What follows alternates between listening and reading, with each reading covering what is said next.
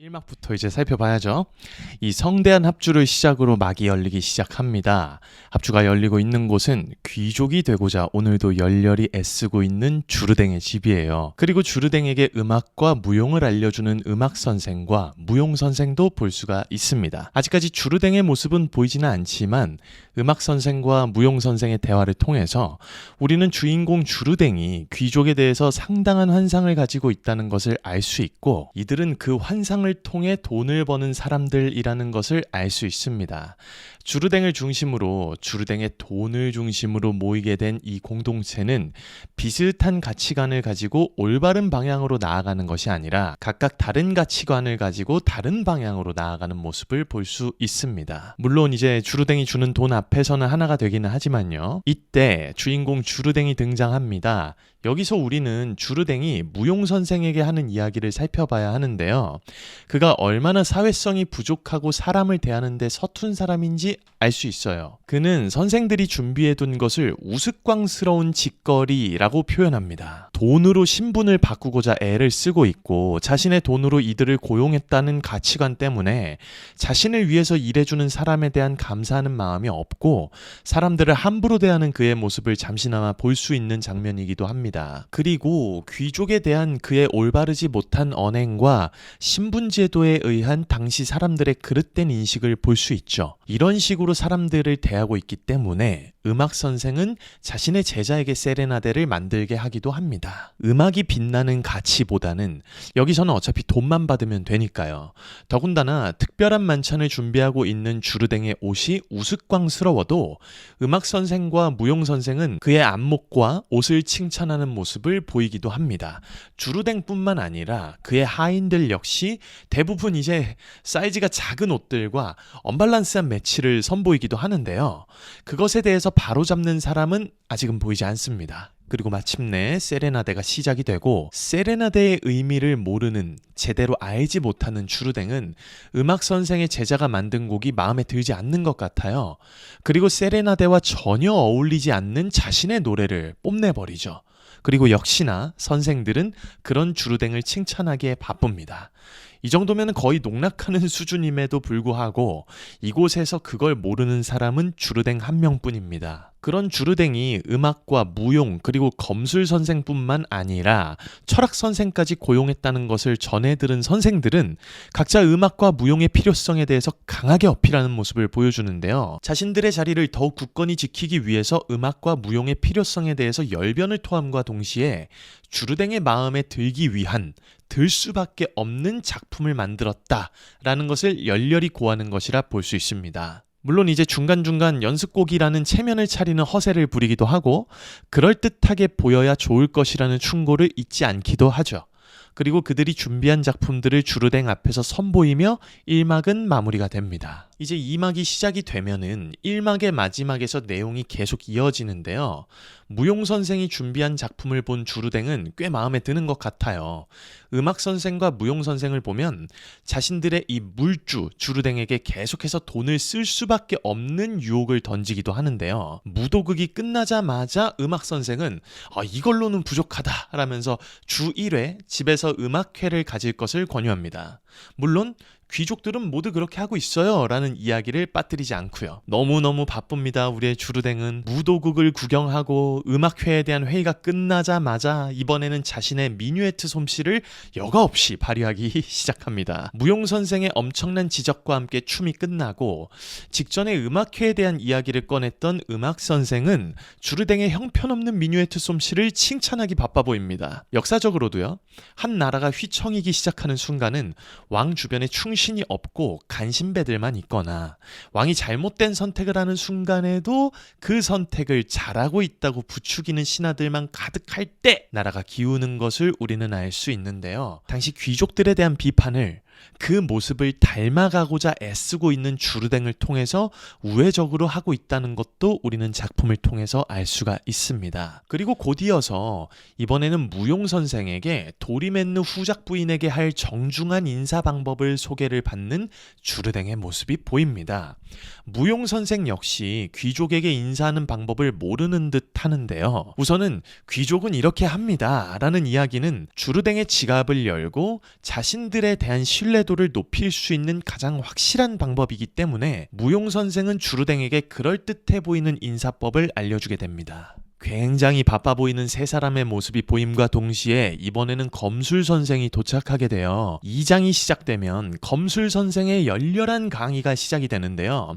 이번 서민귀족 컨텐츠를 준비하면서 검술 선생이 주르댕에게 알려주고 있는 검술은 펜싱이라고 이야기를 해드렸었어요. 찔리느냐 찔리지 않느냐 공격과 방어에 대한 수업을 열렬히 받는 주르댕의 모습이 보입니다.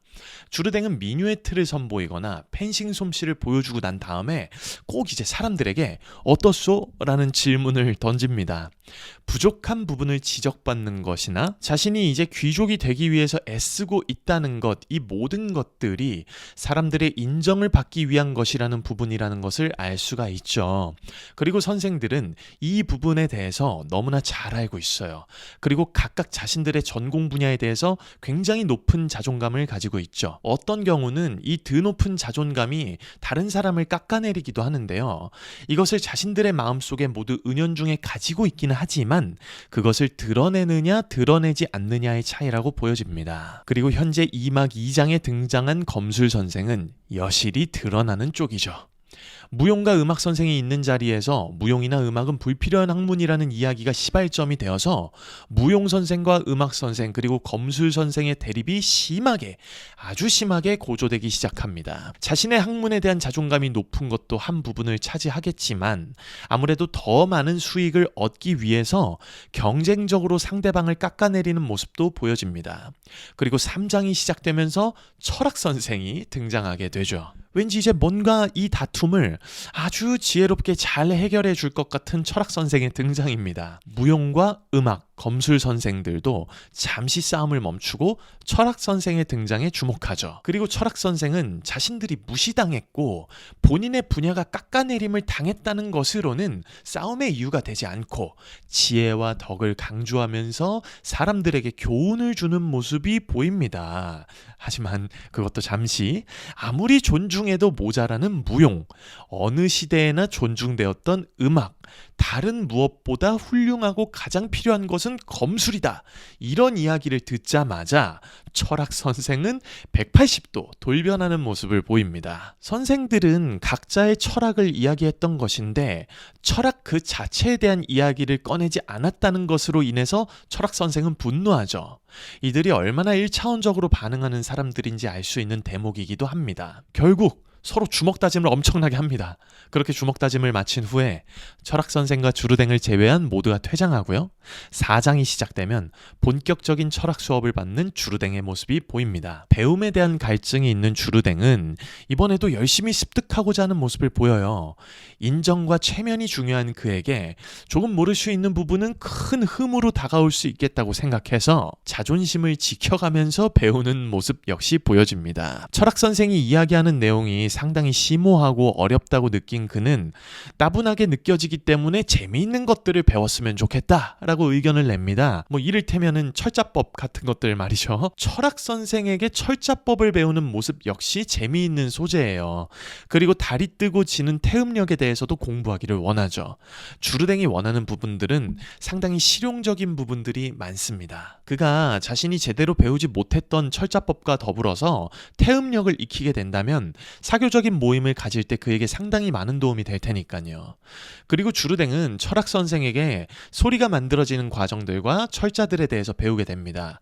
무언가를 익힐 때 그의 집중력은 굉장히 상당합니다. 어린아이처럼 순수하고 그를 성장시켜주는 동력어는 아무래도 열망이 아닐까 싶어요. 배움에 대한 열망이 있었기에 그가 성장할 수 있고 몸이나 감각을 직접적으로 써야 하는 음악이나 무용, 검술보다는 쉽게 이해가 가능하고 바로 따라해 볼 수 있는 철자법은 그에게 상당한 즐거움을 주는 것 같습니다. 진작에 이제 자신에게 이것들을 알려주지 않았던 부모님을 원망할 정도로 말이죠. 철학 선생은 주르댕의 마음을 상당히 사로잡은 것 같아요. 둘만 있어서 은밀하게 이야기할 수 있어서인지 혹은 이제 철학 선생이 주르댕의 마음을 많이 사로잡아서인지 아니면 그 둘 다인지 주르댕은 철학 선생에게 자신이 사모하고 있는 여인이 있다라고 하는 것을 밝히고 그녀의 마음을 사로잡을 수 있는 이야기를 좀 가르쳐달라고 말하게 됩니다. 보면 나름 번뜩이는 아이디어를 가지고 있는 주르댕은 주르댕은 철학 선생의 이야기를 듣고 자신만의 언어로 후작 부인에게 보낼 쪽지의 한 문장을 만들어내게 됩니다.